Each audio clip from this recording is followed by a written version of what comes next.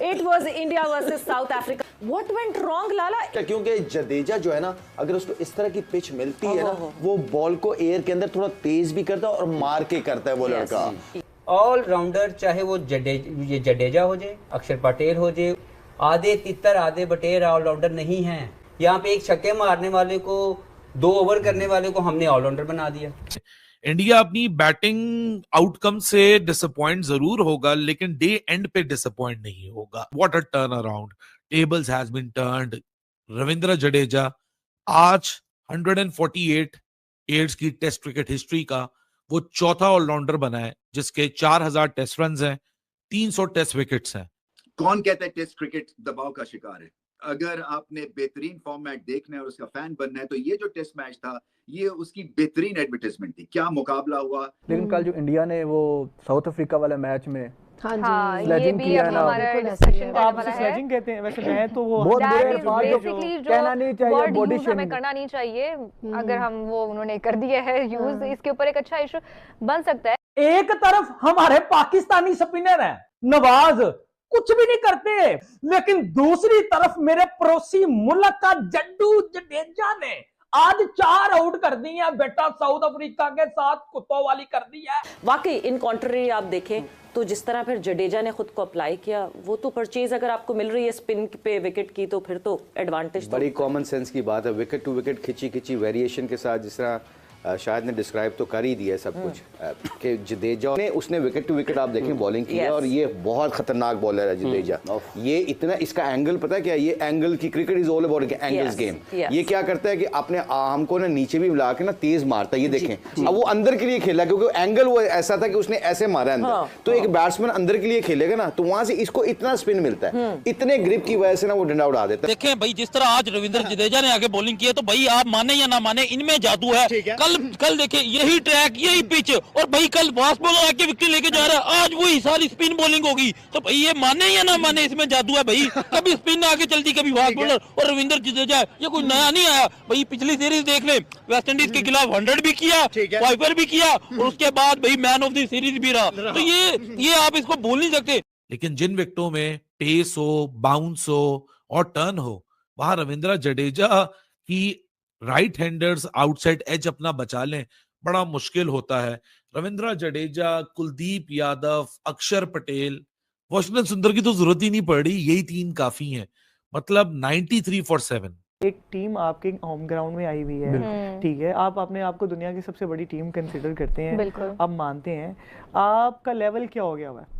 कोई senior player है, बहुमा है, अब उस प्लेयर को अपने होम ग्राउंड पे किस तरह के जुमले जो है ना उसे कस रहे हैं। अच्छा, ये इंडियंस की अब बन गई है। विराट कोहली बात होगा कि इसके अलावा कुछ हो नहीं रहा, दूसरी टीमों के खिलाफ तो करते हैं, आपस में भी बड़ा लड़ते हैं। विराट कोहली और गौतम गंभीर देख लें, गौतम गंभीर साहब का रवायत है ना। इसके अलावा अगर कुछ हुआ तो फिर तो घंटा बजा देगा, क्योंकि बबूमा अटक गया है। बोना पापा बबूमा अटक चुका है मार्केट के अंदर, और जिस अंदाज से उसने 29 रन किए, उसने अक्षर पटेल ने जो मैच के बाद में कहा है, वो शायद मैच के दरमियान ही लोगों को समझ में आ गया था कि ये वो पिच नहीं है जहां पर टुक लग जाए एक साइड से आदमी, क्योंकि बॉलर्स को ज्यादा हेल्प कर रही है। और जिस अंदाज से यहाँ पे इंडिया ने सेकंड इनिंग के अंदर साउथ अफ्रीका की परखचे मतलब जो उखाड़ दिया ना पकड़ के, किसी बल्लेबाज को जमने नहीं दिया, ये सबसे ज्यादा अहम है। कल India versus I think so UAE था, emerging Asia cup, Vaibhav Suryavanshi one man show दिखा गया, 144 का नो खेल के दिया।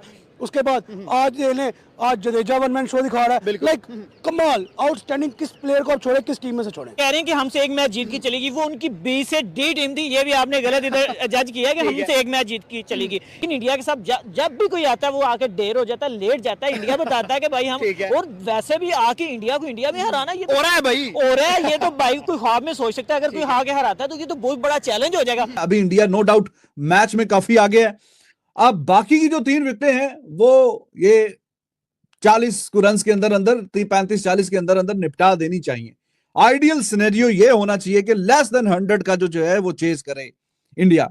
और साउथ अफ्रीका, वो भी कहीं ना कहीं उन्होंने शुक्र किया होगा कि जान छुट्टी है, रोशनी भी कम हो रही है, मैच से भी रोशनी उनके लिए कम होती जा रही है, और अभी आउट भी हो रहे थे एंड पे। तो उन्होंने कहा चलो ठीक है, किसी ना किसी तरीके से अब कल तक कहानी चली गई है, कल आगे मॉर्निंग सेशन में निस्बतन जो पहला सेशन है कल का भी और आज का भी, उसमें जरा विकेटें कम गिरी हैं, कल वाले में भी और आज में भी। तो 2-3 विकेटें गिर रही हैं। कल मेरे ख्याल में 4 गिर गई थी पहले सेशन में, आज 3। इंडिया अच्छा खेल गया, कल साउथ अफ्रीका अच्छा खेल गया, क्योंकि ये पिच ऐसी दिख नहीं रही कि यहाँ पे पूरे सेशन में 100 रन आ जाएं। आज भी मॉर्निंग सेशन में 100 रन निकाल लिए इंडिया ने, और कल साउथ अफ्रीका ने 100 रन निकाले थे। तो अभी तक जो टोटल 6 सेशन हुए हैं, तो 6 सेशन में 6 में से 3 इंडिया के नाम, 2 शेयर्ड और 1 साउथ अफ्रीका के नाम। तो सेशन भी इंडिया जीत रहा है, गेम में आगे है, और वेरी वेरी डिफिकल्ट पिच। काफी लोग क्रिटिसाइज कर रहे हैं पिच को इंडिया के अंदर से भी, कि भाई कोई थोड़ा सा तो बॉल एंड बैट का इवन कॉन्टेस्ट तो देखने को मिले।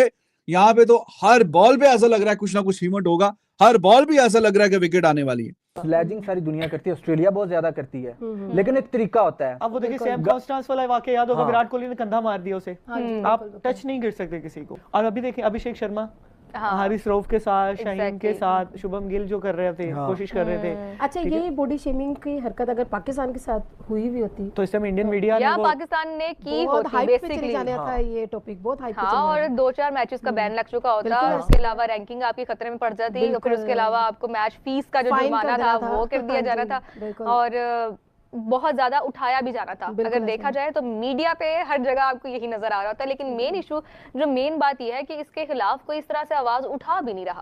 अगर हम साउथ अफ्रीकन प्लेयर्स की भी बात करते हैं तो वो आईसीसी क्यों नहीं इसके ऊपर एक्शन लेता? बोर्ड जो है थोड़ा बहुत इस पे स्टैंड लेगा, और लेना भी चाहिए, लेना चाहिए ना। अगर देखा जाए कल का इशू है, ये कल का इंसिडेंट है, तो अब तक कुछ ना कुछ तो हो जाना चाहिए था। हाँ, उन्हें फायदा नहीं हुआ, आईसीसी उनके पास है। एग्जैक्टली, आईसीसी इंडिया के। लेकिन अगर ये कहा जाता है कि आईसीसी की सदारत फिलहाल उनके पास है, घर की जोरू बन चुका है, आईसीसी तो है। मैं तो ये भी एक्सपेक्ट नहीं कर रहा था कि आईसीसी कल बाबर आजम की सेंचुरी के बाद भी उसे कोई कांग्रेस वगैरह, साल मुबारक वगैरह देगा।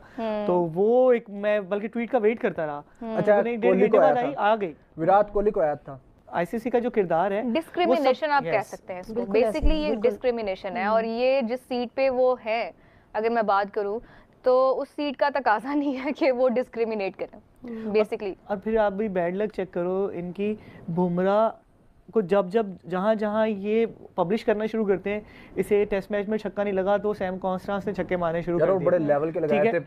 फिर कहते जी पाकिस्तानी किसी प्लेयर ने T20 में छक्का नहीं मारा, एशिया कप से पहले यही था। तो वो साहिबजादा फरहान ने वो जितने छक्के मारे हैं वो भी बैठ के गिन रहे होंगे कितने पड़ चुके हैं। तो वो जहां वो बड़ा बॉल बोलते हैं ना, उन्हें मुंह की खानी पड़ रही है। तो अब मेरे ख्याल से बुमराह का, वैसे बुमराह ने भी की है स्लेजिंग काफी ज्यादा। मैं बुमराह का भी अब जो टाइम है ना वो करीब आ रहा है। अच्छा, कुछ प्लेयर्स के बारे में तो खास तौर पे ये कहा जाता है, मतलब जिसको कवर किया जाता है कि ये बहुत एग्रेसिव गेम खेलते हैं। बॉडी शेमिंग, और मैं दूसरा वर्ड इस्तेमाल नहीं करना चाहूंगी, अगर उस चीज की आती है तो उसके अगेंस्ट तो एक्शन लिया जाता है। मेन चीज तो ये है। मुझे नहीं लगता इनके खिलाफ। आपको लगता लिया जाएगा? ये नहीं, बिल्कुल भी लिया जाएगा। इन्होंने आईपीएल खिलाना होता है इन लोगों को, ये कैसे लेंगे एक्शन? इनके खिलाफ नहीं ले सकते। ये एक बड़ी रिस्पेक्ट वाली बात है। अब के साउथ अफ्रीकन प्लेयर आईपीएल खेलने जाएंगे।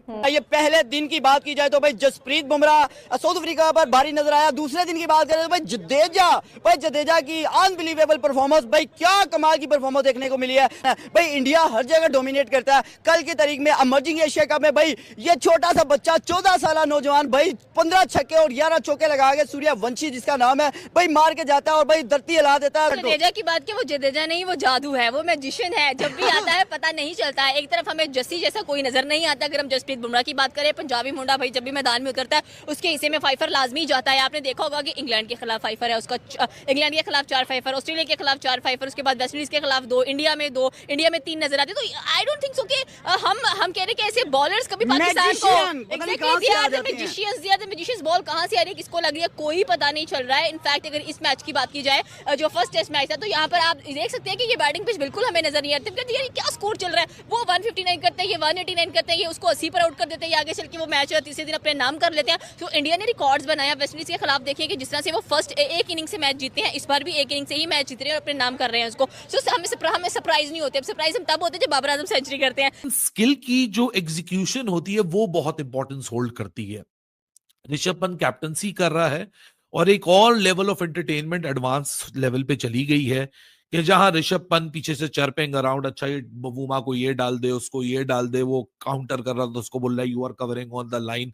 सो एक एंटरटेनमेंट अपनी जगह पे लगी हुई, बट फिनोमिनल परफॉर्मेंस यार। कहीं ब्लंडर अगर इंडिया से हो भी जाता है तो एक डिपार्टमेंट से दूसरे डिपार्टमेंट में इतनी तगड़ी स्ट्रेंथ है कि वो फिर ओपोनेंट को आसानी से अपने शिकंजे से जाने नहीं देते। 93 फॉर 7, 63 फॉर 7 इफेक्टिवली। और मेरे ख्याल से विकेट मुश्किल बल्लेबाजों के लिए नजर बजाब्ते तौर पे आ रही है, लेकिन यहाँ एग्जीक्यूशन का भी मसला रहा है, जिस तरह बल्लेबाजों ने अपने आप को इस विकेट के ऊपर अप्लाई किया। लेकिन इंडिया के पास स्पिन डिपार्टमेंट की जो सुप्रीमेसी थी वो इटसेल्फ एविडेंट है यहाँ परफॉर्मेंस के अंदर, कि साउथ अफ्रीका को समझ ही नहीं आ रही कि भाई साहब हम अगला रन कहां से लेंगे। ये तो बवूमा रेजिस्टेंस दिखा रहा है। मार्को येंसन ने भी एक छक्का लगा दिया तो थोड़ा सा ये अनकंफर्टेबल जोन से निकला है, वरना वन पॉइंट ऑफ टाइम तक तो मैं ये सोच रहा था कि भाई साहब ये 60-70 रन पे ही ना कहानी निपट जाए साउथ अफ्रीका की। बट फिनोमिनल टर्न अराउंड, और इस तरह का टर्न अराउंड इंडिया से इन ऑल ऑनेस्टी सरप्राइजिंग भी नहीं लगता। हालांकि साउथ अफ्रीका ने पाकिस्तान में स्पिन के खिलाफ रेजिस्टेंस दिखाई थी, लेकिन ये जो स्पिनर है सामने ये ज्यादा और बेटर क्वालिटी के, तो यहाँ उनको समझ भी नहीं आ रही कि हम सरवाइव करें, हम अटैक करें, हम बैकफुट पे खेलें, हम फ्रंट फुट पे जाएं, हम ऑफ द आर्म रीड करें, ऑफ द विकेट रीड करें। इतना टाइम ही नहीं मिल रहा सोचने को, और एक के बाद दूसरा, दूसरे के बाद तीसरा, कि महज 30 रन की लीड, वो लीड भी ऐसा लगना शुरू हो गई कि ये 60-70-100 रन की लीड है, वो 30 रन उतरने अजाब हो गए थे।